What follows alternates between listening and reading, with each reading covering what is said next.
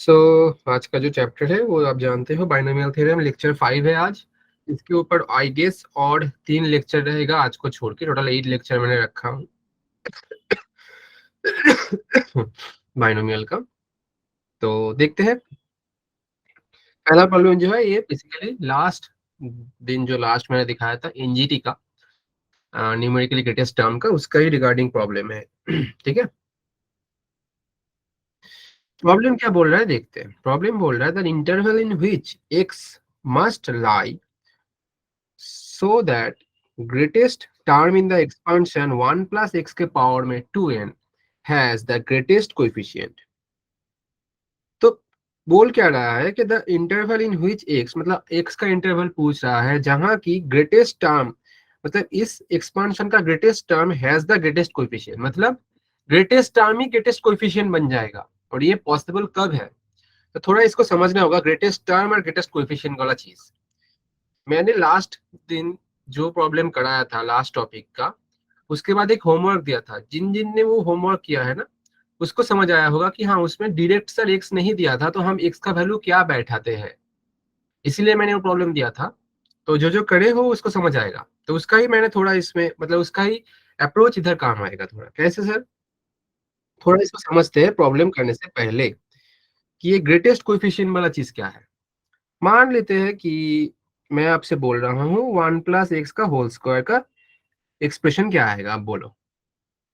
आप बोलोगे sir 1 plus 2x plus x square, हाँ या ना बोलो। Yes sir. राइट।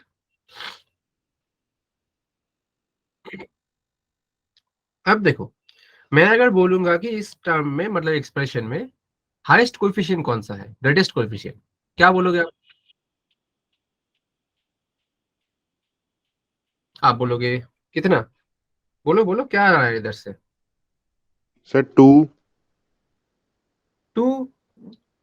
तो सर मैं तो इसको ऐसे भी बोल सकता था ना कि सर 2x बनेगा मेरा हाईएस्ट कोएफिशिएंट और इसमें x का वैल्यू मुझे 1 बैठाना है। तो सर ये तो 2 इंटू 1 2 ही बन जाएगा। समझ आया मेरा बात, मैं क्या बोल रहा हूँ? यस बट ऐसा क्यों हो रहा है कि मुझे x का वैल्यू 1 बैठाना पड़ रहा है? क्योंकि बेटा देखो, ये 2x जो है, ये 2x जो है कोएफिशिएंट का मतलब x को छोड़ के मुझे लेना पड़ेगा, और x को रिमूव करने का मतलब क्या है, x टू द पावर 0 भी मान सकते हैं जिसका वैल्यू 1 हो जा रहा है। इसलिए अगर मैं x का वैल्यू 1 बैठाऊंगा तो मुझे ग्रेटेस्ट कोएफिशिएंट मिलेगा। और यही वाला कंसेप्ट मुझे ये वाला प्रॉब्लम में चाहिए होगा। और मैंने लास्ट डे जो होमवर्क दिया था उस क्वेश्चन में किसी एक ने मेरे से पूछा था व्हाट्सएप पे कि सर ये वाला क्वेश्चन में एक्स का वैल्यू क्या लेना है, क्योंकि एक्स दिया ही नहीं है। तो आपको समझना है उस क्वेश्चन में एक्स का वैल्यू 1 बैठाना था, ये वाला मैंने नहीं बोला था लास्ट डे। जो लोग ट्राई किए क्वेश्चन को उसको समझ आएगा कि हाँ क्या इंप्लीमेंट करना था। तो थोड़ा समझने के लिए मैंने दिया था और इसका अप्रोच नहीं बोला था। तो इसका अप्रोच ये है कि एक्स का वैल्यू 0, सॉरी एक्स का वैल्यू 1 बैठाना है आपको ग्रेटेस्ट कोएफिशिएंट के लिए। तो चलो ये वाला देखते हैं, प्रॉब्लम सॉल्व करते हैं। पहला बात तो ये है, लास्ट डे मैंने जो दिखाया था उसमें दो चीज दिखाया था। फॉर्मूला क्या क्या यूज किया था, एम का वैल्यू और आर का वैल्यू, बोलो फॉर्मूला बोलो क्या होता है एम का वैल्यू।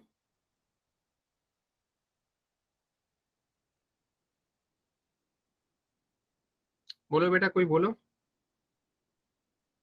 याद भी है किसी को या सब भूल चुके हो? लास्ट क्लास में ही तो कराए थे। एम का वैल्यू सर क्या था, एन प्लस 1 डिवाइडेड बाय कितना था,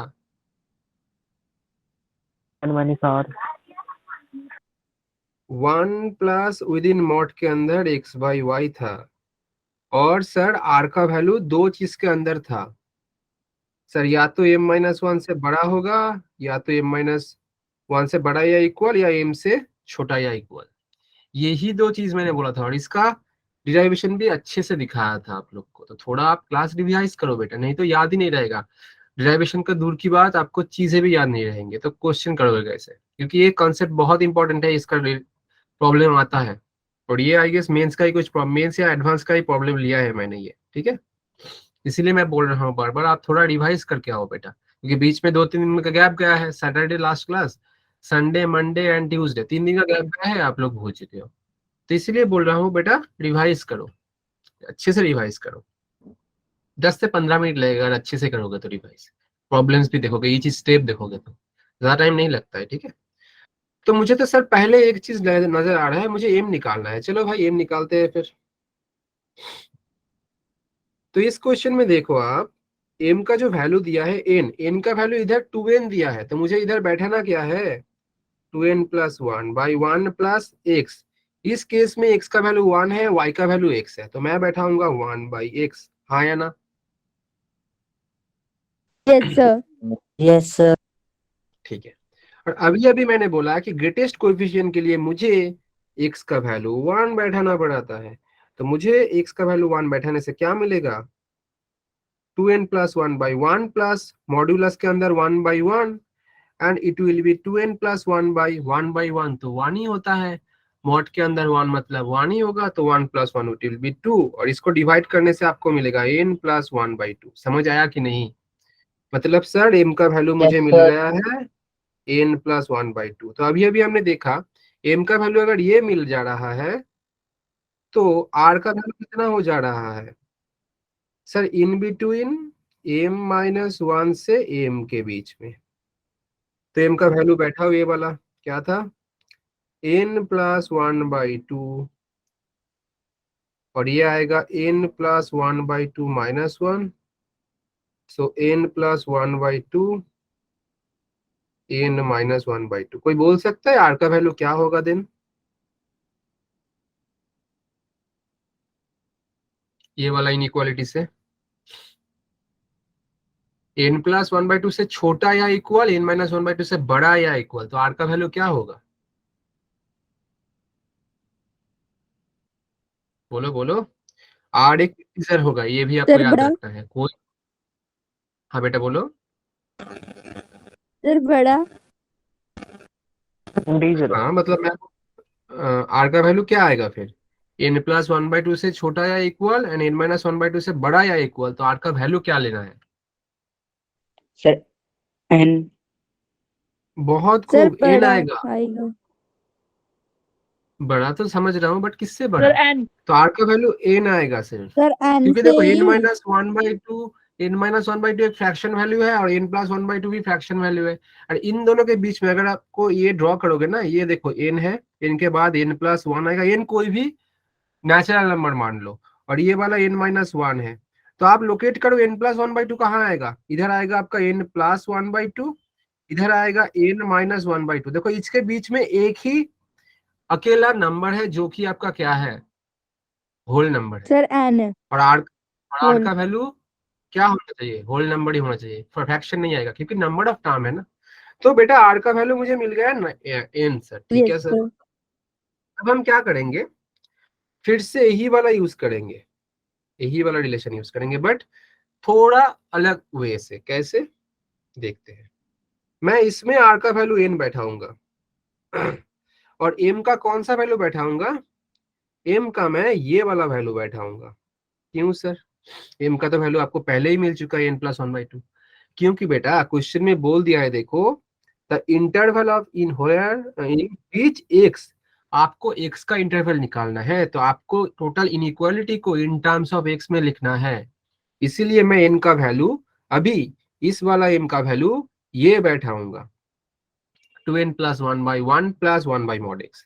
तो लिखो, तो 2n+1/1 plus 1/x with in mod. अब देखो 1/x विद इन मॉड लिखोगे तो 1 तो ऑलवेज पॉजिटिव है, तो इसको मैं ऐसे नहीं लिख सकता 1/mod x, बात तो सेम ही होगा, हाँ या ना?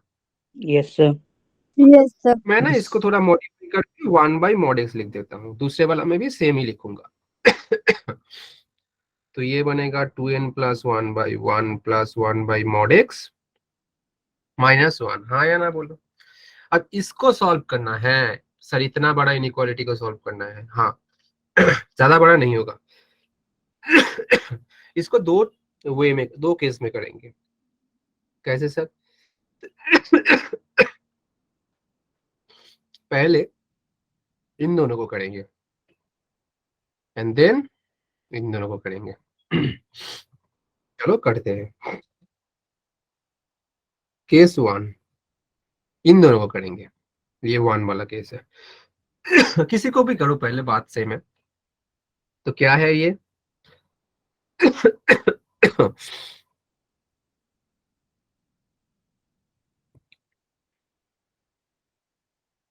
ये ग्रेटर इक्वल्स टू n है। तो मैं क्या करूंगा, ये n को ना इस साइड ले आऊंगा, तो ये बनेगा, और ये टोटल टर्म को इस साइड ले जाऊंगा, क्योंकि मुझे x चाहिए, तो मैं x को सेपरेट करने का ट्राई करूंगा, मुझे x का इंटरवल चाहिए। तो इक्वेशन में क्या करते हैं, जिसको निकालते हैं उसको अलग करने का ट्राई करता हूँ। तो सेम चीज, ये 1 को इस साइड ले आऊंगा, तो ये बनेगा 2n plus 1 by n minus 1 1 by mod x, and ये बनेगा 2n plus 1 minus n by n and this, and 2n minus n बनेगा बेटा आपका n प्लस 1 बाई n। दोनों को ही रेसिप्रोकल कर देंगे, तो रेसिप्रोकल के केस में इनइक्वालिटी चेंज होता है, तो ये बनेगा आपका n by n plus 1 less equals to mod x। हाँ या ना बोलो। Yes, sir. Sir second point में 1 माइनस n कैसे आया? सेकेंड पॉइंट में कौन सा वाला बेटा? सर थर्ड पॉइंट में 2n प्लस 1 माइनस n। ये वाला जो 1 था ना, ये वाला 1 को मैंने And- लेफ्ट हैंड साइड ले आया, ठीक है। Yes sir.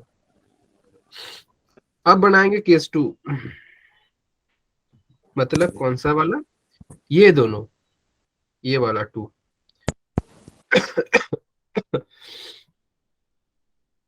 क्या है, n greater equals to 2n plus 1 by, अच्छा 2n plus 1 by 1 plus 1 by mod x minus 1।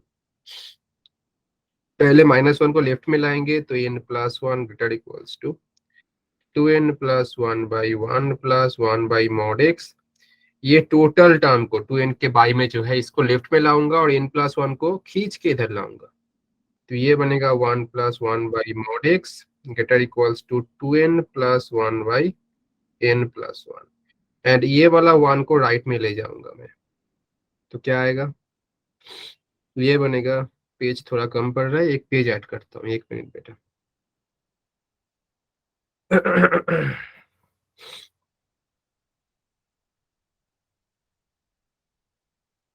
ठीक है, तो इस 1 को राइट में ले जाएंगे, तो ये 1 बाई मॉड x रहेगा, और ये वाला 1 जाएगा, तो 2n plus 1 by n plus 1 minus 1, और इसको आप कैलकुलेट करोगे तो ये 2n plus 1 minus n minus 1 by n plus 1, plus 1 minus 1 cancel, 2n minus n बनेगा n बाई n प्लस 1। मतलब आपका आ रहा है 1 by mod x greater equals to n by n plus 1। फिर से रेसिप्रोकेट कर दोगे तो ये घूम जाएगा, mod x less equals to बन जाएगा n प्लस 1 बाई n। तो मुझे दो इनइक्वालिटी मिल गया है, पहला वाला ये, दूसरा वाला ये। इसमें क्या हो रहा है, मॉड x का value greater equals to n by n plus 1 है। दोनों को अगर मार्च करूंगा, mod x greater equals to है n बाई n प्लस 1। इसमें देख पा रहे हो मॉड x लेस है, तो ये वाला लेस हो जाएगा किससे, n प्लस 1 से, sorry n plus 1 by n से। ये तो मुझे मिल गया, बट मुझे चाहिए x का इंटरवल, मुझे मिला है मॉड x का, इससे ही x का भी मिल जाएगा बहुत इजीली। कैसे, देखो इसको थोड़ा एक एग्जांपल के थ्रू समझते हैं। मान लेते हैं कि आपके पास दिया है मॉड x, आपको मान लेते हैं कोई भी वैल्यू, क्या लेते हैं, चलो मान लेते हैं 5 से छोटा एंड 2 से बड़ा। अब मॉड का मतलब क्या होता है बेटा, मॉड का मतलब बेटा कि ओरिजिन से डिस्टेंस, क्योंकि मॉड मतलब नेगेटिव नहीं हो सकता, और डिस्टेंस कभी Yes, नेगेटिव sir. होता नहीं है, पॉजिटिव ही होता ठीक है। तो मैं पॉजिटिव अगर ही होता ड्रॉ करने जाऊंगा नंबर लाइन पे, तो क्या होगा, ये वाला 2 और ये वाला 5, मतलब डिस्टेंस 2 से 5, ये वाला 0 0 है, तो सर इनके बीच में कुछ होगा, हाँ, Yes, sir. मैं बोलूंगा ये। बट मैं अगर बोलूंगा कि बेटा -2 एंड -5, ये भी तो आ जाएगा, क्योंकि मॉड है तो -2 भी ले सकते हैं, -5 भी ले सकते हैं, मतलब ये वाला पोर्शन भी आ जा रहा है। और इन दोनों पोर्शन का Yes, अगर sir. मैं लिखने जाऊंगा तो लिख सकता हूँ ना कि x बिलोंग्स टू कितना आएगा इधर से, बेटा 2, 5 यूनियन -5, -2, हाँ या ना। 5 - 2 yes sir Yes, sir. और इसी चीज को अगर मैं इसमें भी इम्प्लीमेंट कर दूं तो आप लिख सकते हो x बिलोंग्स टू, आपका पहला वाला कौन सा आएगा जो छोटा है, n/n+1 एंड n+1/n, ये आएगा। और यही आपका x है, मुझे चाहिए भी था x ही, तो अब देखो x ही चाहिए था ना।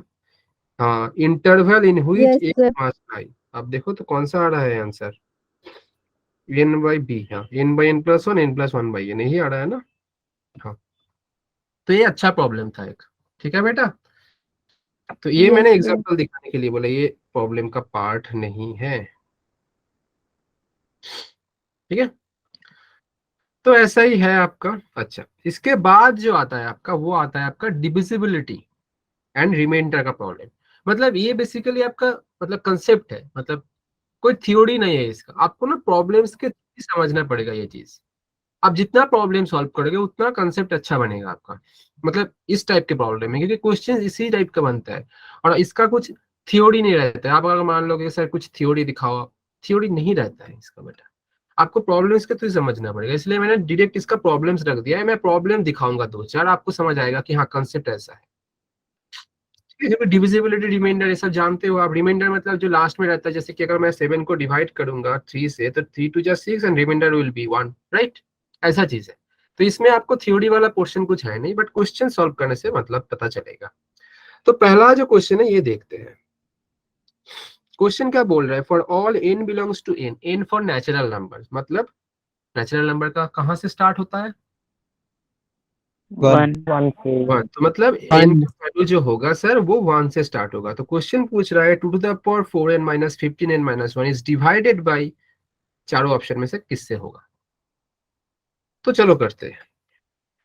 तो क्वेश्चन में आपको दिया है 2 to the power 4n - 15n इस टाइप के प्रॉब्लम में आपको पहले करना कैसे है ये सोचेंगे। और ये बाइनोमियल का प्रॉब्लम है, ये समझना जरूरी होता है। ये बाइनोमियल से भी कर सकते हैं और दूसरा प्रोसेस भी रहता है जो कि थोड़ा लेंदी हो जाता है, बट आपको पहले समझना है कि ये बाइनोमियल का प्रॉब्लम है, क्योंकि कहीं लिखा नहीं है कि ये बाइनोमियल थ्योरम है।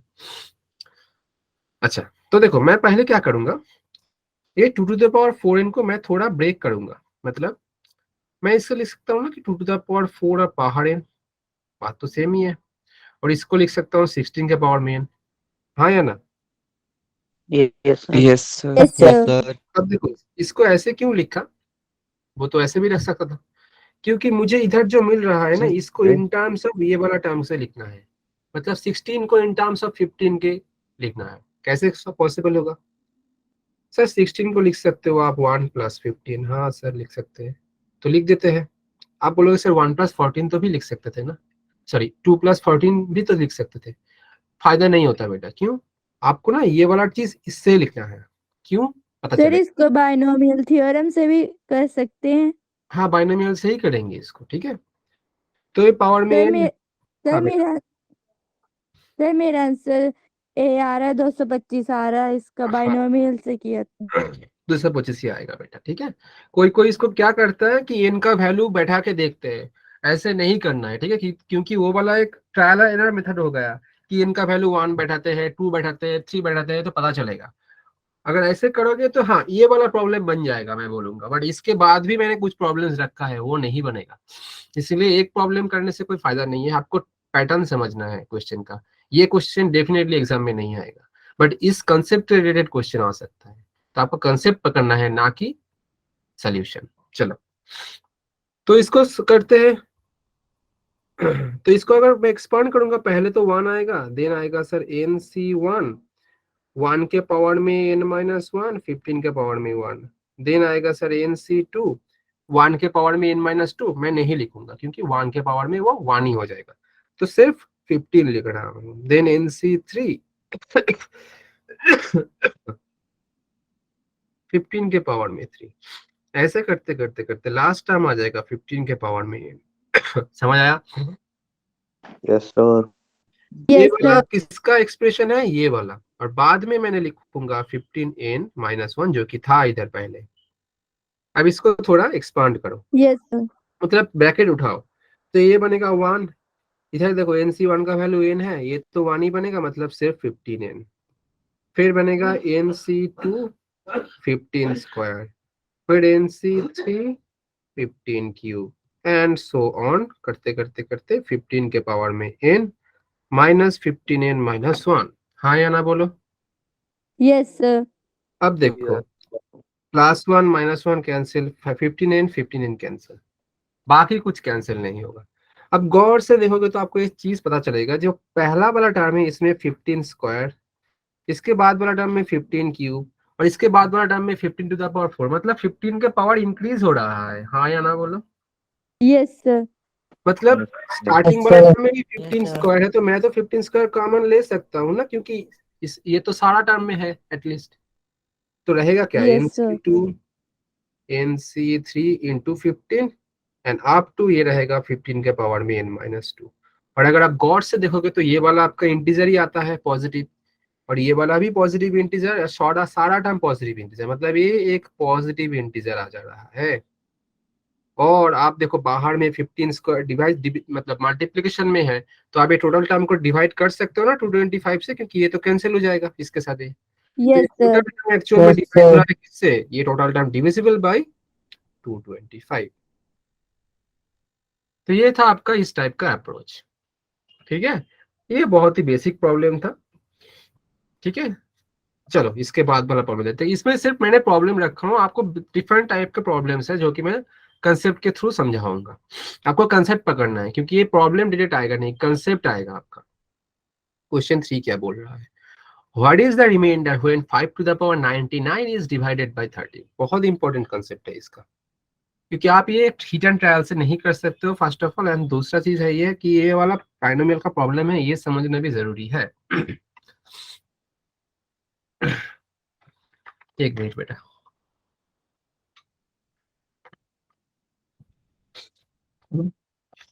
तो इसमें देखो 5 टू द पावर 99 एक बहुत बड़ा टर्म है। हाँ या ना। Yes, Yes, sir. sir. Yes तो सर। पहले प्रॉब्लम की जैसा ही, जैसे कि मैंने इस वाला प्रॉब्लम में क्या दिखाया, 16 को इन टर्म्स ऑफ 15 में किया। इसमें भी मुझे जो टर्म से डिवाइड करना है ना, ये टोटल टर्म को 5 टू द पावर 99 को, मैं ट्राई करूंगा यस सर। 13 में लिखने का, या तो 13 का कुछ मल्टीपल जैसे कि 26, 39 ऐसा कुछ, जिससे 13 डिवाइड होता है। तो ट्राई करते हैं सर लिखने का। मुझे एक चीज मालूम है कि सर 5 स्क्वायर 25 होता है, एंड 13 के साथ 2 मल्टीप्लाई करने से 26, तो ये पास आ रहा है, तो 26 होता है। इसका कुछ लिंक बन सकता है। जैसे सर मैं ऐसे लिख यस सकता सर। हूँ 99 को कि 5 के इधर स्क्वायर और इधर दे दे रहा हूँ 99/2, और इसको लिख दूंगा सर 25 99/2, और 25 को लिख दूंगा 26 - 1 99/2। अगर ऐसा करोगे तो आपका प्रॉब्लम फंस जाएगा। क्यों, पावर में देखो आपका फ्रैक्शन वैल्यू आ गया है, आप अप्लाई ही नहीं कर सकते हो बाइनोमियल थ्योरम। तो आपको ये चीज भी याद रखना होगा, yes sir. Power should be a whole number. तो इसका कुछ और मतलब आपने सोचा तो सही है, बट आपका थोड़ा कुछ और देखना पड़ेगा, ऐसा तो नहीं बनेगा। तो मुझे पावर को भी देखना पड़ेगा, तो मैं ना इसको ऐसे करता हूँ, 5 लिख देता हूँ इंटू में, और इसको लिख देता हूँ 5 × 5 के पावर में 98। मैंने एक हटा लिया 5। अब ये क्या बन गया, फिर मैं लिख सकता हूँ इसको कि 5 स्क्वायर एंड पावर में 49। हाँ या ना बोलो। अब प्रॉब्लम नहीं है, क्योंकि अब मैं लिखूंगा Yes, इसको sir. 5 × इसको लिख दूंगा 25 पावर में 49, एंड 5 × 26 - 1 पावर में 49। हाँ या ना बोलो। Yes, sir. Sir. Yes, sir. अभी मैं क्या करूंगा, इस टोटल टर्म को ना बाइनोमियल में एक्सपांड करूंगा।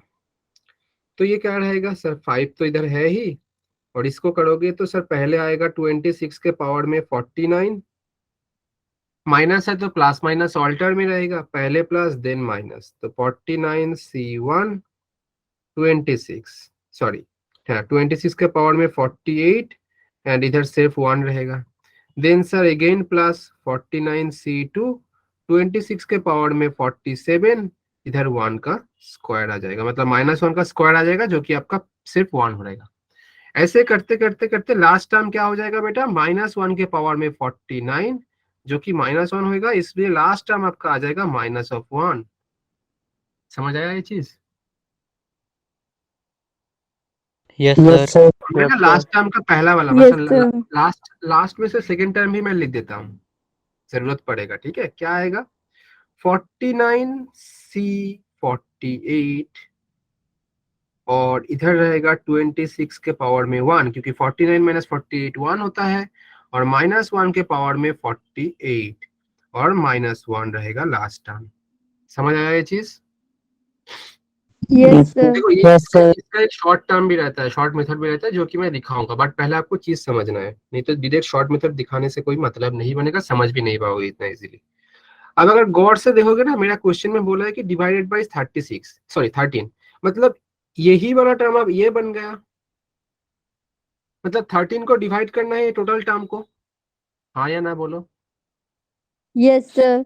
Yes, और से sir. देखोगे ना तो हर एक टर्म में देखो, हर एक टर्म में 26 आ रहा है अनटिल लास्ट टर्म, और इसका मतलब क्या बन रहा है कि हर एक टर्म से 13 से डिविजिबल होगा। क्यों? क्योंकि 26 है और 26 को 13 डिवाइड करता है। Yes sir. Yes, sir. किसको नहीं करेगा सर? ये वाला -1 को। मतलब सर तो लास्ट में ये -1 -1 रिमाइंडर फॉर्म में रहेगा, और इधर 5 मल्टीप्लाई है तो 5 इंटू -1 जो कि आपका बनेगा -5 रिमाइंडर। लास्ट टर्म में भी देखो 26 है, इसलिए लास्ट के पहला वाला टर्म में भी 26 है, वो भी डिवाइड हो जाएगा। डिवाइड होगा नहीं कौन? ये -1। आप बोलोगे सर रिमाइंडर तो नेगेटिव कभी देखा नहीं मैंने। हाँ बेटा, आप छोटा क्लास में भी करते थे, रिमाइंडर नेगेटिव नहीं होता है, बट रिमाइंडर नेगेटिव का मतलब कुछ होता है। वो क्या होता है मैं दिखाता हूँ। आप छोटे क्लास में 3 को डिवाइड करते थे 7 से, तो 3 2 6 ले देते, रिमाइंडर 1, आप बोल देते थे सर 1 होगा। Yes sir. आपने कभी गलती किया ही नहीं इस चीज का कि हाँ नेगेटिव भी हो सकता है, तो कैसा हो सकता है। इसके लिए आपको गलत करना होगा डिवीजन में। डिवीजन तो बहुत इजी चीज है, कोई गलत करता ही नहीं है। तो मैं करके देखता हूँ एक गलत। 3 को मैं ना 3 से ले लेता हूँ, 3 3 से 9, 7 से 9 माइनस करोगे तो -2 आ जाएगा। तो आप बोलोगे सर रिमाइंडर तो नेगेटिव हो जा रहा है। ऐसे होता है रिमाइंडर नेगेटिव, बट ये गलत डिविजन है। बट अगर ऐसा होगा, ये गलत नहीं है बेसिकली, बट इसका कुछ और एक मतलब फॉर्म है। तो सर रिमाइंडर हम जानते हैं पॉजिटिव होता है, तो सर इसको पॉजिटिव में कन्वर्ट करेंगे और आंसर क्या आएगा? आपको इस जो लास्ट में नेगेटिव आ रहा है, इसको उससे ऐड करो जिसको आप डिवाइड कर रहे थे, जिससे डिवाइड कर रहे थे। मतलब सर 3 से डिवाइड कर रहे थे, 3 ऐड कर दो, आपका 1 आ जाएगा, जो कि आपका देखो रिमाइंडर ही था। तो इस केस में आपका Yes, sir. -5 है, तो इससे क्या ऐड करना है मुझे ऐड करना है कितना? 13. 13। Sir, तो रिमाइंडर 13. आपका आ जाएगा -5 प्लस 13 इक्वल्स टू आ जाएगा 8, and this is the answer. Option नहीं दिया था, ठीक है, ये आपका होगा आंसर। आप अगर आप बोलोगे सर ऑलवेज जो नंबर से डिवाइड करना होगा वही वाला एक बार ऐड करने से होगा, एक बार ऐड करने से नहीं भी हो सकता है, 2 बार भी ऐड करना पड़ सकता है। कैसे समझोगे कि आपको 2 बार ऐड करना है? मान लो आपको इधर -5 की जगह पर -14 मिल जाता, आप नॉर्मली इसको 13 से ऐड करते, आपका फिर से नेगेटिव आ जाता। आपको तब मतलब तब तक ऐड करना है जब तक आपको पॉजिटिव ना मिल जाए, और जिस टर्म से आप डिवाइड कर रहे हो उससे छोटा ना आ जाए। मतलब आप देखो रिमाइंडर तो कभी 3 से आप डिवाइड कर रहे हो तो रिमाइंडर 3 से बड़ा तो होगा नहीं, या तो 0 होगा, या तो 1, या तो 2। मतलब सर -1 आया तो फिर से मुझे 13 से ऐड करना पड़ता, तो 12 आता। तो ये बनता, इन दैट केस ये आपका आंसर बनता। बट मैं जस्ट आपको दिखा रहा हूँ कि ऐसा अगर होगा तो आपको ऐसा करना है, कि ऐसा नहीं है कि आप एक बार ऐड करोगे तो आंसर आएगा। आपको नेगेटिव वाला हटाने के लिए तब तक ऐड करना है जब तक आपको पॉजिटिव ना मिल रहा है। तो यही है आपका आंसर इस क्वेश्चन के लिए, ठीक है। आप बोलोगे सर इतना बड़ा क्वेश्चन, ज्यादा बड़ा तो था नहीं वैसे, कि वाला आपने मतलब ये देखो आप एक्सपांड कर रहे थे, बट एक्सपांड की जरूरत नहीं है। इसको मैं छोटा से कर सकता हूँ। कैसे? इधर ही दिखा देता हूँ छोटा करके, एकदम बहुत छोटा में हो जाएगा ये चीज टोटल। किससे करें? ये वाला कर लेते हैं। मेथड 2 देख लो आप। आपको ना ये वाला टर्म तक करना ही है, ये वाला, कि आपके पास जो टर्म दिया रहेगा 5 के टू द पावर में 99, और जिससे डिवाइड करना बोला जा रहा है, आपको ये वाला टर्म को इसका मल्टीपल में लिखना है, जो कि मैंने लिख लिया है 5, और इसको लिखा है 26 माइनस 1 के पावर में 99। ये तो सबको समझ आएगा सभी 49। Yes, sir. आप एक चीज देखो इसमें, 26 तो 13 से ऑलरेडी डिविजिबल है, तो इसको आप काट दो, इसका कोई मतलब ही नहीं है। आपको मतलब किससे है? -1 से, और बाहर में क्या है? 5 के साथ 1 -1 मल्टीप्लाई करो, this is the your remainder. और ये नेगेटिव में आ रहा है तो पॉजिटिव बनाओ, +13 कर दो, आंसर आ जाएगा 2 लाइन में, बस खत्म। आपको एक्सपांड करने की जरूरत ही नहीं है। इसका और एक मैंने प्रॉब्लम रखा हूँ, वो वाला देखते हैं तो और भी समझ आ जाएगा। ये वाला मैं शॉर्ट मेथड में करूंगा, अभी बड़ा नहीं करूंगा इसको। कैसे करे थे हम लास्ट वाला प्रॉब्लम में? देखो 7 to the power 103 is divisible by 25। मतलब मुझे इस टर्म को इन टर्म्स ऑफ 25 का कोई मल्टीपल में लिखना है, बट हम देख पा रहे हैं पावर में 103 है। मुझे एक चीज मालूम है, 7² होता है 49 एंड 25 इंटू 2 होता है मेरा 50। मतलब इन दोनों का कुछ लिंक बन सकता है। हाँ या ना बोलो। Yes, sir. Yes sir. Yes, sir.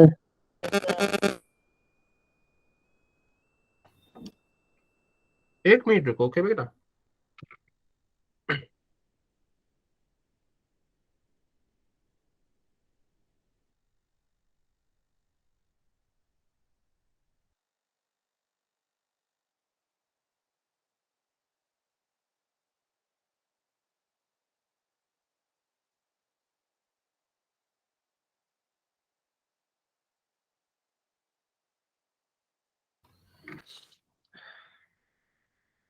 हाँ, थोड़ा कॉफ आ गया था इसीलिए जाना पड़ा, ठीक है, सॉरी।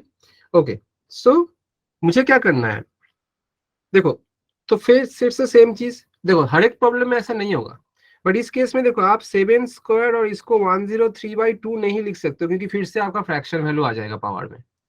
तो इस इधर भी सेम काम करेंगे, क्या करेंगे? 7 into हाँ, 7. 7 इंटू 7 के पावर में 102 लिख देंगे, और ये होगा आपका, फिर से लिखेंगे 7² और इधर 51। अब जाके करेंगे सर इसको, 7² माइनस मतलब 49 होता है सर, जिसको लिखेंगे हम 50 - 1 पावर में 51। अब सर क्या बनेगा इसका, 50 तो कैंसिल हो जाएगा, 7 इंटू -1 -7 बन जाएगा रिमाइंडर। प्लस में करने के लिए फिर से 25 ऐड करेंगे एंड 18 इज द आंसर। देखो सर कितना छोटा, 18। तो इतना में प्रॉब्लम बन जाएगा अगर कंसेप्ट समझोगे तो आप, ठीक है। बट हाँ, आपको ये चीज समझना है, ये वाला जो पहला 2 स्टेप है ये लिखना आना चाहिए, इसको इसमें लिखना आना चाहिए, ठीक है। सर एक बार दोबारा समझा दो। दोबारा समझाते हैं। इसमें बोला है कि ये वाला जो क्वेश्चन है अभी अभी मैंने दिखाया, जो दिया जाएगा और आप जिससे डिवाइड कर रहे हो उसके मल्टीपल में लिखना है। तो मैंने वही किया, इसको 7 अलग कर दिया, 7 के पावर में 102 को लिख दिया, 7² पावर में 51। क्यों 7² लिया, इसका रीजन इधर है। 7² 49 होता है और ये 25 के मल्टीपल 50 के आसपास आता है, इसलिए मैंने 7² लिख दिया। और इधर मैंने क्या कर दिया, आप बोलोगे सर ऐसे ही लिख सकते हैं, नहीं, आप कोई और भी यूज कर सकते हो, कुछ और पावर में आ जाता है। आप कुछ और भी लिख सकते हो कि 7³ आपको देखना पड़ेगा कि हाँ 7 के कौन सा पावर में 25 का मल्टीपल के आसपास आ रहा है। मेरा आसपास यही आया तो मैंने इससे बना दिया प्रॉब्लम, ऐसा नहीं कि ये वाला से ही बनेगा, ठीक है। तो आपका आ गया ये 7², तो मैंने इसको लिख दिया 49 का 50 - 1। अब हम जानते हैं 50 क्या है, 25 से डिविजिबल है, तो उससे मुझे मतलब नहीं है क्योंकि मुझे रिमाइंडर चाहिए। तो रिमाइंडर कौन बनेगा, जो दूसरा वाला पोर्शन है उससे आएगा रिमाइंडर। और ये बाहर 7 मल्टीप्लिकेशन में था तो 7 इंटू -1 आपका -7 बन जाएगा, जो कि रिमाइंडर। बट रिमाइंडर नेगेटिव नहीं बन सकता, इसलिए इसको पॉजिटिव करने के लिए मुझे 25 ऐड करना पड़ा। 25 क्यों, क्योंकि रिमाइंडर नेगेटिव आता है तो इसको पॉजिटिव करना पड़ता है। कैसे, जिस टर्म से आप डिवाइड कर रहे हो उसको ऐड कर दो, तो आपका आ जाएगा answer 18 and answer is C. I hope इसको आपको समझ आया होगा, ठीक है। Yes, चलो sir. Yes, दूसरा sir. देखते हैं। अच्छा, ये वाला अच्छा प्रॉब्लम दिया है, अच्छा मतलब छोटा प्रॉब्लम है, बहुत ही छोटा प्रॉब्लम है ये वाला। इसके लिए और एक पेज ऐड कर देते हैं इसमें।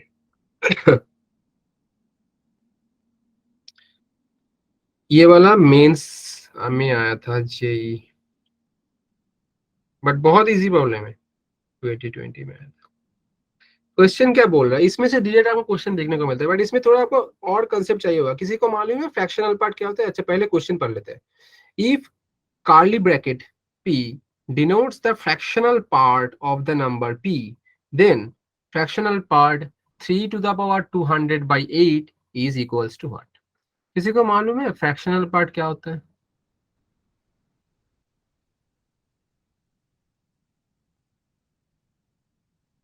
बोलो बोलो, नहीं तो मैं बोलूंगा। बोलो बेटा, किसी को मालूम है फ्रैक्शनल पार्ट क्या होता है? सर जो सर फ्रैक्शनल पार्ट ये function sir constant fraction constant तो है, ठीक है। मैं बोलता हूँ, देखो मान लो आपके पास 2.5 दिया है, इसको मैं लिख सकता हूँ ना 2 प्लस 0.5। हाँ या ना बोलो। Yes sir. Yes, sir. तो ये जो फ्रैक्शन पोर्शन है, क्योंकि ये तो नंबर है, होल नंबर है, ये आप नेचुरल नंबर भी बोल सकते हो। होल नंबर है तो मैं होल नंबर ले रहा हूँ, क्योंकि all natural number is also whole number. तो मैं होल नंबर ले रहा हूँ, तो ये होल नंबर है। और दूसरा वाला आपका क्या है, फ्रैक्शनल नंबर है ना, फ्रैक्शन है ना ये। तो अगर मैं बोलूंगा कि आपको 2.5 का फ्रैक्शनल पार्ट निकालना है, तो आप बोलोगे 0.5, मतलब जो वाला पोर्शन फ्रैक्शन है वही आपका फ्रैक्शनल पार्ट होता है कोई नंबर का। अगर मैं आपको बोलूंगा कि बेटा 3.1 का फ्रैक्शनल पोर्शन क्या है, 0.1। 0.1 ऐसा है। इसलिए फ्रैक्शनल पोर्शन क्या होता है, ऑलवेज 1 से छोटा एंड ग्रेटर इक्वल्स टू 0। अगर मैं बोलूंगा 5 का फ्रैक्शनल पोर्शन क्या हो जाएगा 0। 0. 0, क्योंकि इसमें कुछ फ्रैक्शन पोर्शन है ही नहीं। मतलब मुझे ये चल रहा है पता, कोई भी होल नंबर का फ्रैक्शनल पोर्शन 0 होता है। हाँ या ना बोलो। Yes, sir. मगर मैं Yes, अगर अगर sir. मैं बोलूं कि 2.5 का फ्रैक्शनल पोर्शन, तो सिर्फ अप्लाई होगा 0. मतलब 2.5 को अगर बोलूंगा मैं, ऐसे तो लिख सकता हूँ ना 2 प्लस 0.5। बट ये फ्रैक्शनल पोर्शन अप्लाई होगा किसके ऊपर, सिर्फ 0.5 के ऊपर, क्योंकि ये तो होल नंबर है। ये एज इट इज बाहर आ जाएगा, मतलब 0 होके फ्रैक्शनल पोर्शन ऑफ 2, और 0.5 का आ जाएगा 0.5। समझ आया मेरा बात?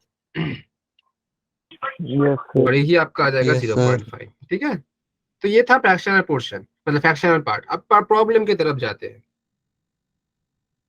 प्रॉब्लम बेसिकली ये नहीं था, ठीक है, प्रॉब्लम बहुत छोटा है, कॉन्सेप्ट आपको मतलब ये पता चलेगा। तो अब एक क्वेश्चन देखो, आपको बोल रहा है फ्रैक्शनल पार्ट ऑफ दिस, ये वाला नंबर का, बट ये बेसिकली बाइनोमियल का थ्योरम है। मतलब ये बेसिकली बाइनोमियल का क्वेश्चन है, ये समझना जरूरी है। क्यों, देखो आप कोई भी नंबर को मान लेते हैं 26 को 8 से डिवाइड कर रहा हूं, और इसका फ्रैक्शनल पोर्शन मैंने निकालने के लिए बोला है आपको।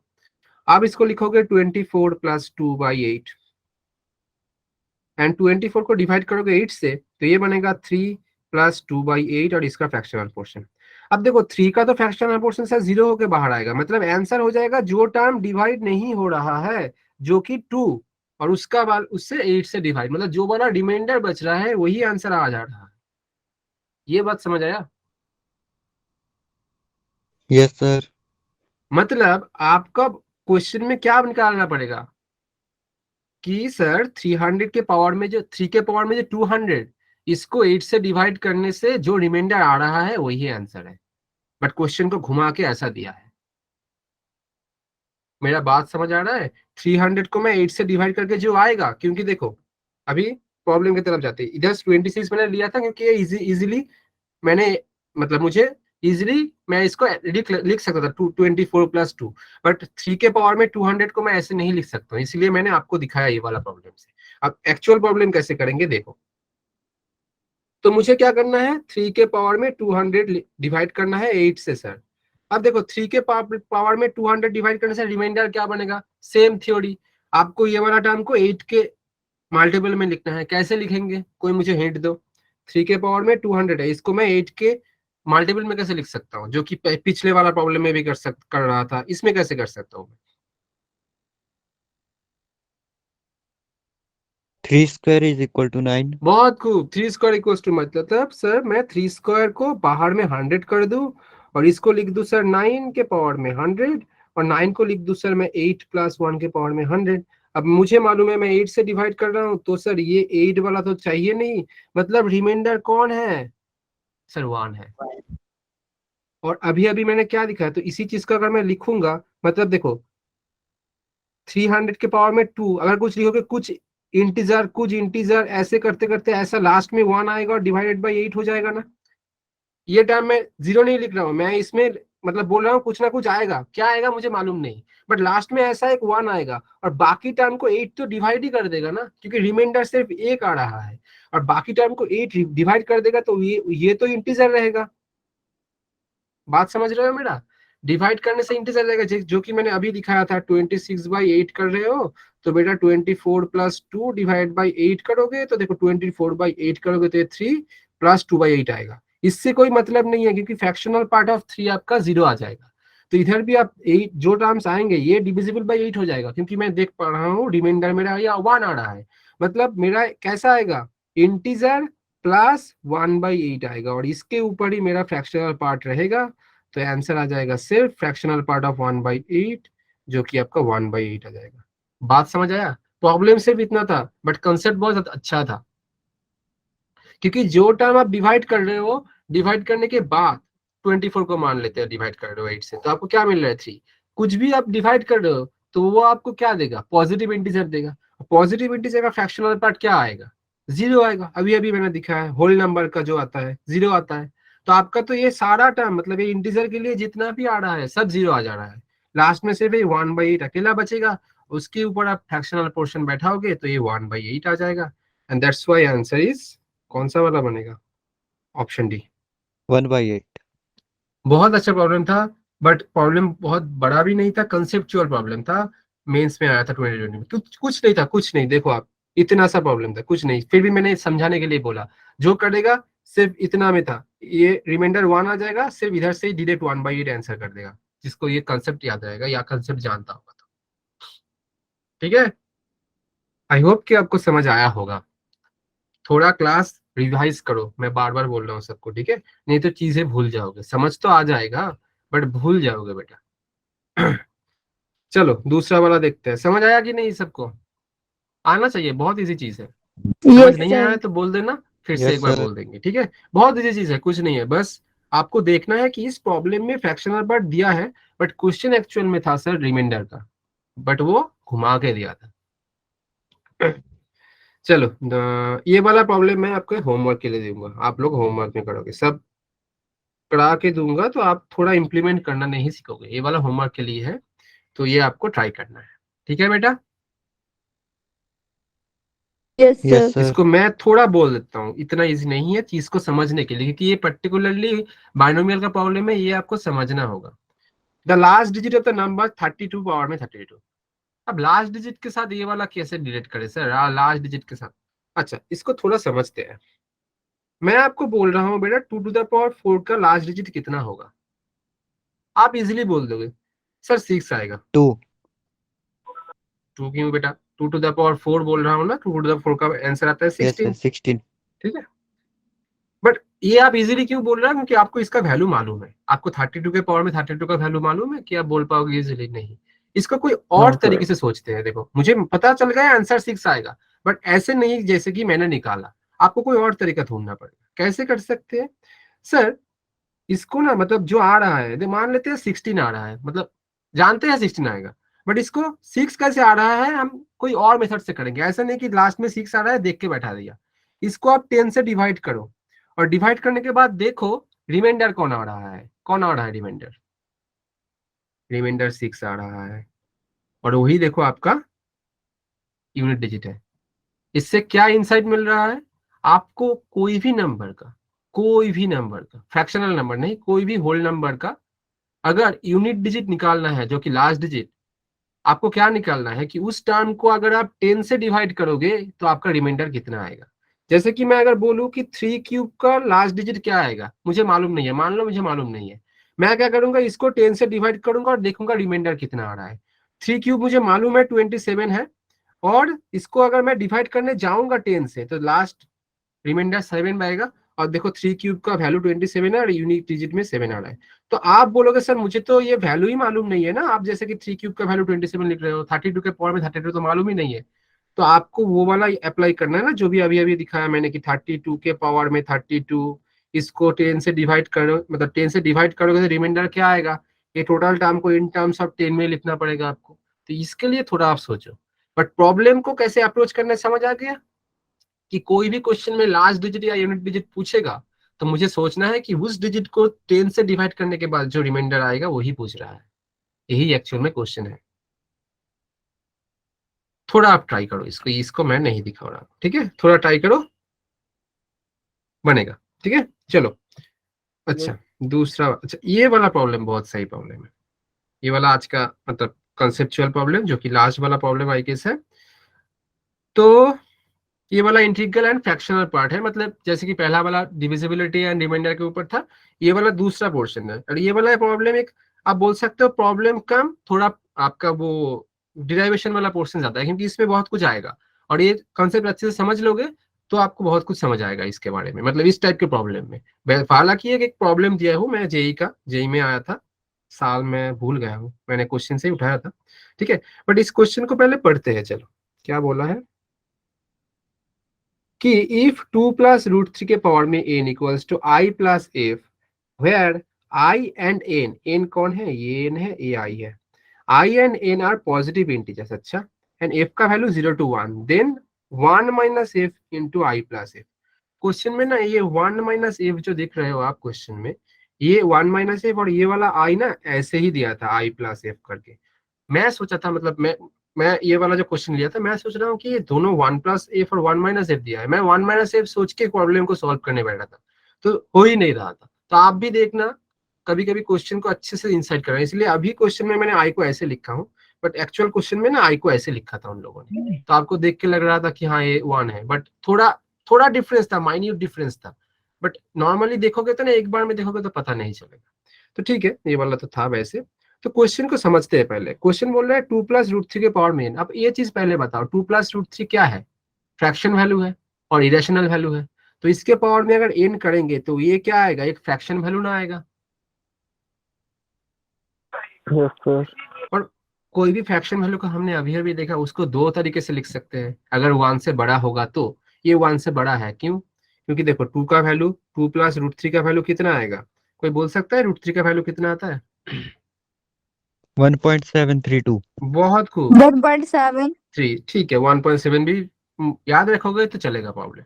तो देखो दोनों का ऐड हो रहा है तो 3.73 बन रहा है, तो ग्रेटर देन 1 है, तो इसके पावर में आप कुछ भी बैठाओ, ये पॉइंट है ऑलरेडी, तो इसके पावर में आप कुछ भी बैठाओगे जो कि 2, 3, 4, ये ऑलवेज क्या आएगा, एक पॉइंट में ही आएगा। और उसको मैं लिख सकता हूँ ना, अभी अभी दिखाया कि कोई भी पॉइंट टर्म, जैसे कि 2.5 को मैं लिख रहा हूँ 2 प्लस 0.5, तो एक वाला पोर्शन इंटीजर, दूसरा वाला पोर्शन फ्रैक्शन। इसीलिए देखो आई एंड एफ से लिखा है, और बोला है आई एंड एन दोनों ही पॉजिटिव है, एंड एफ का वैल्यू देखो दिया है 0 to 1, मतलब एफ बेसिकली क्या है, इधर फ्रैक्शनल पार्ट है। बट डिफरेंस यही है कि फ्रैक्शनल पार्ट 0 हो सकता था, बट पर्टिकुलर इस क्वेश्चन में डिजाइन ऐसे किया है कि ये 0 नहीं ले रहा है, 0 से बड़ा ही होगा, 1 से छोटा, और आई जो है एक पॉजिटिव है। मतलब मुझे ये चीज पता चल रहा है, इस टोटल चीज को मैं आई प्लस एफ, मतलब एक होल नंबर प्लस एक फ्रैक्शनल पार्ट के थ्रू लिख सकता हूँ। ये क्वेश्चन के थ्रू मुझे पता चल रहा है। ये चीज समझ आया मैंने जो बोला। Yes yes sir. Sir. Yes, sir. ठीक है, ठीक है, तो मैं पहले ये लिख लेता हूँ जो अभी अभी बोला, मतलब देखो अच्छे से समझना है, ठीक है, क्योंकि मैं लिख दूंगा तो आप प्रॉब्लम समझ नहीं आएगा, तो मैं बोल रहा हूँ ये सब बात याद रखो, बाद में जब आप करोगे तब जाके आपको नोट तो मिल ही जाएगा आपको, बाद में जब घर पे करोगे ना तब आपको लिख के रखना है, क्योंकि इतना कुछ लिखना पॉसिबल नहीं है, तो आपको ये चीज याद रखना है, या तो आपको बाद में लिख लेना है, ठीक है। सर आपने जो पीछे क्वेश्चन दिए हाँ बेटा, लास्ट डिजिट वाला, सर हाँ उसको बाइनोमियल थ्योरम से भी कर सकते हैं।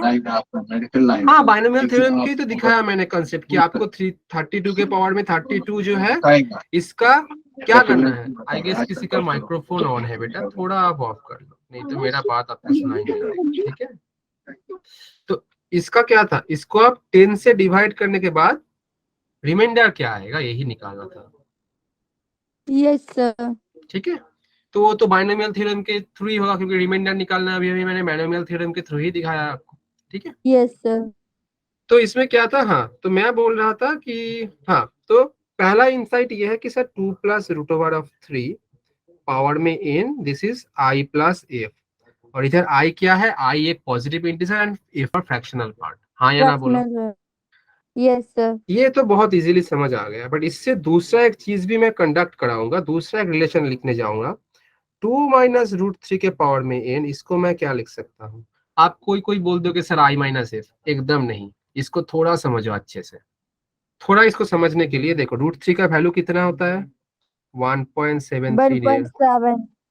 1.7, ठीक है 7 भी ले सकते हो, कोई बात नहीं है। मैं 7 3 2 7 3 ले लेते, चलो पॉइंट के बाद 2 एटलीस्ट लेते हैं। तो 2 माइनस रूट 3 का वैल्यू कितना आएगा सर? 2 से ये माइनस करेंगे तो 0.7. 0.27 के आसपास आ रहा है। 0.27। अब देखो कोई वैल्यू 0 से 1 के बीच में है तो इसके पावर में अगर आप कुछ पॉजिटिव नंबर डाल रहे हो, 2 3 ऐसा कुछ डाल रहे हो, ये और छोटा ना हो जाएगा?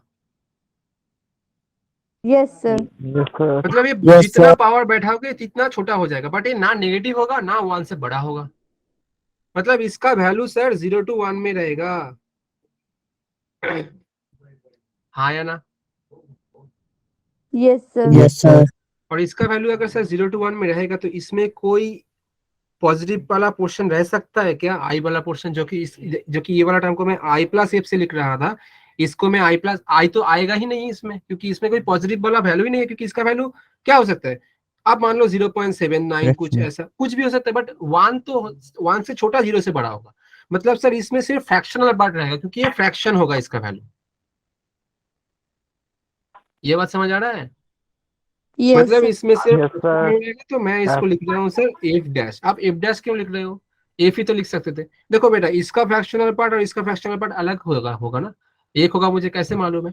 तो मैं टोटल टर्म को, ये टोटल सर टर्म को लिखूंगा सिर्फ यहाँ एफ पे डैश। एफ डैश का मतलब इधर सिर्फ एफ डैश को छोड़ लिखूंगा। के मतलब इसका जो वैल्यू है एक फ्रैक्शनल पोर्शन आएगा, उसको मैं एफ डैश से लिख रहा हूँ। और एफ डैश का वैल्यू क्या है? 0 to 1 में लिख दिया है, 0 to 1 में आएगा।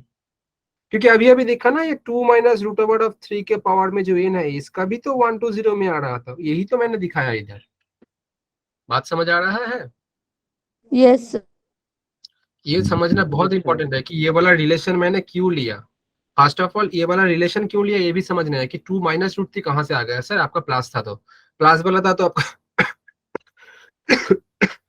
सॉरी, क्वाड्रेटिक इक्वेशन में मैंने एक चीज बोला था कि कोई भी इरेशनल रूट ऑलवेज कॉन्जुगेट में रहता है। मतलब कि मान लेते हैं कि ये वाला क्वाड्रेटिक इक्वेशन में अगर होता कि 2 प्लस रूट 3 आपका क्या था? रूट है, तो दूसरा वाला 2 माइनस रूट 3 है। तो आप कुछ ऐसे समझ सकते हो, क्योंकि ये सब ना ऑलवेज पेयर पेयर में रहता है। मतलब एक आएगा तो इसका कंजुगेट भी आ जाएगा, ऐसा है। तो 2 प्लस रूट 3 का कंजुगेट 2 माइनस रूट 3 है, इसलिए इसको कंसिडर करके मैंने एक इक्वेशन निकालने का ट्राई किया। ठीक है? Yes sir.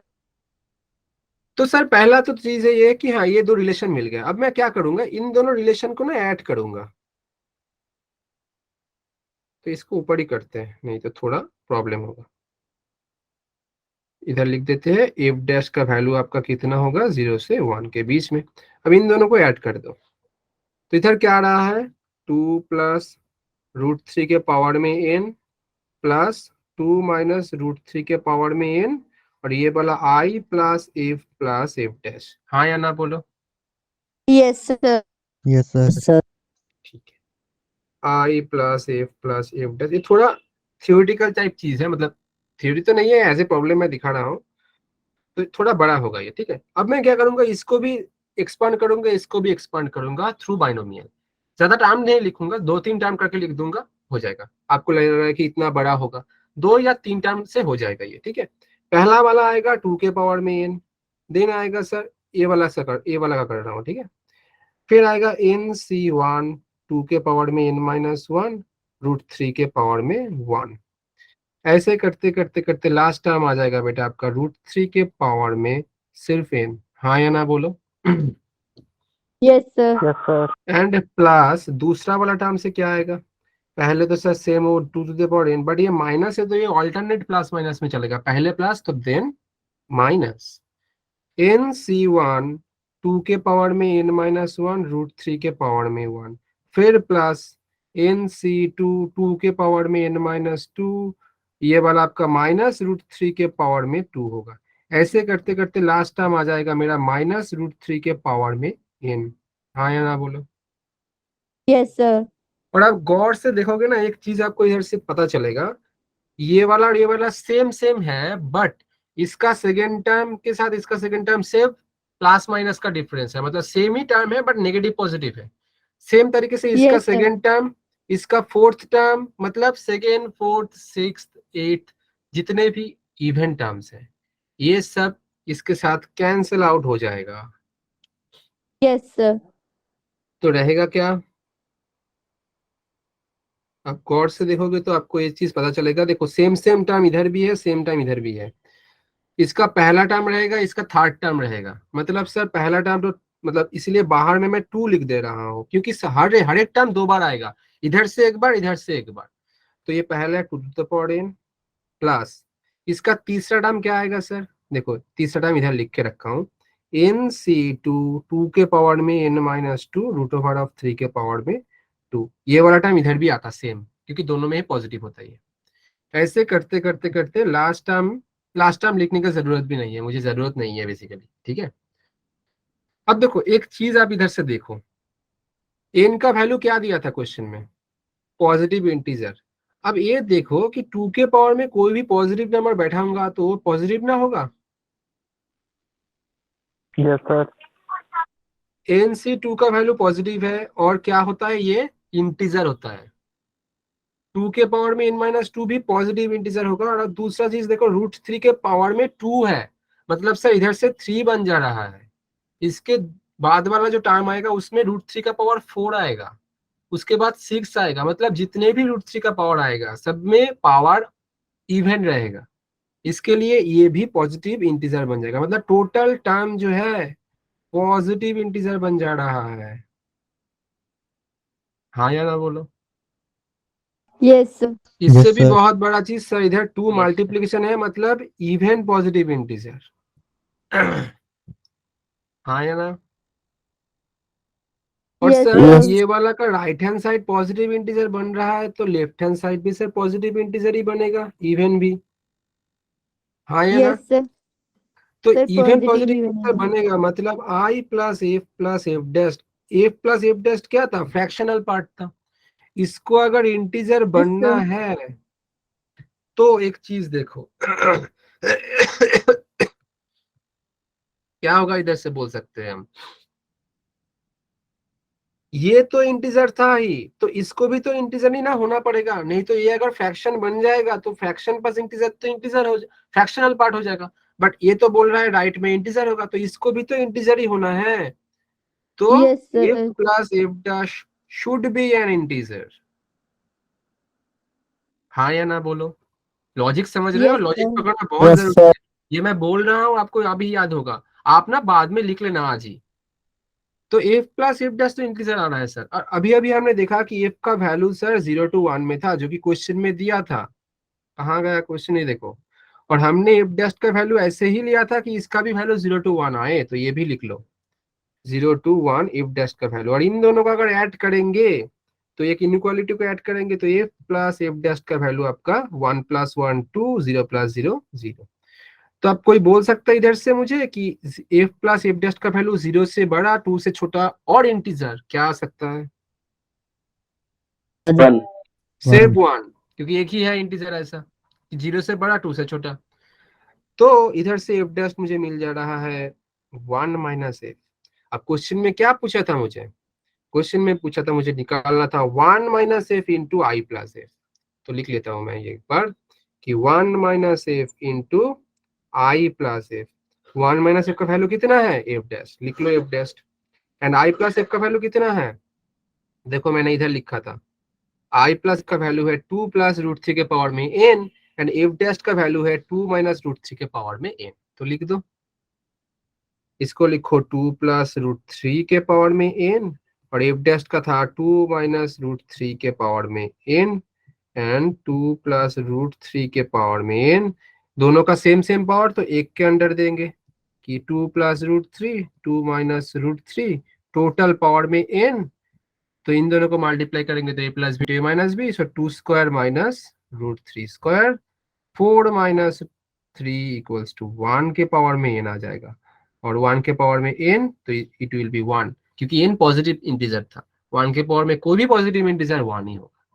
तो आपका आंसर आ जा रहा है 1। तो अल्टीमेटली प्रॉब्लम क्या आ गया मेरा, कि प्रॉब्लम आ रहा था कि सर इधर जो 2 टर्म दिया था कहाँ गया, ये वाला टर्म, इन दोनों टर्म का मल्टीप्लिकेशन करने से आंसर आ जाता है। बट ये चीज मुझे पहले पता नहीं चल रहा था, लास्ट में जाके इतना कुछ करने के बाद ये कंक्लूड कर रहा था मैं कि सर ये लास्ट में जाके 1 बन रहा था। तो ऑप्शन क्या था, दिया था, हाँ ऑप्शन ए आ रहा था। बहुत अच्छा प्रॉब्लम है, कंसेप्ट भी अच्छा है। इसके रिगार्डिंग मैंने दूसरा एक प्रॉब्लम दे के रखा हूँ, आप ये थोड़ा ट्राई करो घर पे, ठीक है। क्योंकि देखो क्वेश्चन आपको थोड़ा खुद से सोचना पड़ेगा कि हाँ कैसे कैसे बन सकता है, क्योंकि हर एक एक टाइप का क्वेश्चन एक एक तरीके से बन सकता है, बट एक पर्टिकुलर कंसेप्ट आप देख रहे हो ना, तो आपको दिमाग में ये चीज बैठ जाएगा कि हाँ इस टाइप का क्वेश्चन ऐसे बन सकता है। बट बनेगा या नहीं वो आपको खुद से ट्राई करके देखना पड़ेगा, खुद का दिमाग चलाना पड़ेगा, ठीक है। आई होप कि आपको समझ आया होगा क्वेश्चन। आज ही बैठ के देख लेना, क्योंकि कंसेप्ट थोड़ा अच्छा है, मतलब क्वेश्चन आता है इधर से, ठीक है। आप देख पा रहे हो ऑलरेडी मैंने मेंस का एक क्वेश्चन दिखा है, मेंस 2020 का क्वेश्चन मैंने प्रीवियस ईयर से देखा है। ये कहाँ गया, बहुत छोटा प्रॉब्लम था, कुछ नहीं था ये प्रॉब्लम, अगर आप अच्छे से दिखोगे तो कुछ नहीं, सिर्फ इतना सा पोर्शन था, बट कंसेप्ट अच्छा खासा था। ऐसा नहीं है कि 1+1 2 वाला कंसेप्ट नहीं था ऐसा, तो थोड़ा समझना होगा आपको। सो आई होप कि आपको समझ आया होगा। मैं नोट्स भेज दूंगा आप लोगों को, आप थोड़ा रिवाइज करके आओ। मैं सबको विनती कर रहा हूँ, रिवाइज करो बेटा, समझ सबको आ जाएगा, बट जो लोग रिवाइज करेगा उसी को लॉन्ग टर्म में याद रहेगा, और इसको लॉन्ग टर्म में याद रखने के लिए आपको रिवाइज करके आना है। एटलीस्ट लास्ट क्लास का तो देख के आओ बेटा, नहीं तो फायदा नहीं है कुछ, आपका भी टाइम लॉस, मेरा भी टाइम लॉस। तो आप पढ़ के आओ थोड़ा, नहीं तो मैं कुछ पूछ रहा हूँ तो आप बोल नहीं पाओगे। मैं ऐसा कुछ नहीं पूछूंगा जो आपसे ना बन पाए, मैं ऐसा ही पूछूंगा जो मैं ऑलरेडी दिखाया हूँ या कुछ ऐसा कुछ। तो थोड़ा आप रिवाइज करके आओ, सबके बोलूंगा, ठीक है। चलो फिर, गुड नाइट सबको, एंड आप गुड अच्छे से नाइट पढ़ाई मेरा सर। आंसर आ गया। कोई बात नहीं। तो जो लीस्ट वाला नहीं था, हाँ बेटा, बाइनोमियल थ्योरम से किया। कौन सा सर बेटा? लीस्ट, सर लास्ट वाला नहीं था क्वेश्चन, हाँ 32 हाँ वाला। हाँ हाँ हाँ बेटा, सर वो वाला दिया मैंने। वो वाला, यस सर। वो वाला कर लिया आपने? Yes sir. सर 6 आ रहा है उसका आंसर। 6 आ रहा है? अच्छा, हो सकता है बेटा, हो सकता है, क्योंकि इसमें ऑप्शन दिया भी है 6। ये मुझे करके देखना पड़ेगा, आप थोड़ा सब लोग करो, कल डिस्कस कर लेते हैं, नहीं तो एक बार मुझे ये करके देखना पड़ेगा, मैंने किया नहीं है बेटा, ठीक है बेटा। हो सकता है 6, क्योंकि यस ऑप्शन में दिख सर। रहा है 6, ठीक है। बन जाएगा, ऐसा कुछ नहीं है, बट आपको अप्रोच समझना है और आपको थोड़ा चीज देखना है कि हाँ सर ऐसे ऐसे हो रहा है, ठीक है। और मैं ग्रुप में आपका यस सर। क्वाड्रेटिक का भेज दिया है असाइनमेंट, आप लोग ट्राई करो, ठीक है। चलो फिर कल मिलते हैं, यस सबके सर। साथ गुड नाइट, अच्छे से रहो, पढ़ाई गुड करो नाइट और सर। खुद का गुड ख्याल रखो, नाइट टेक केयर सर। बेटा, सबका अच्छा रहो।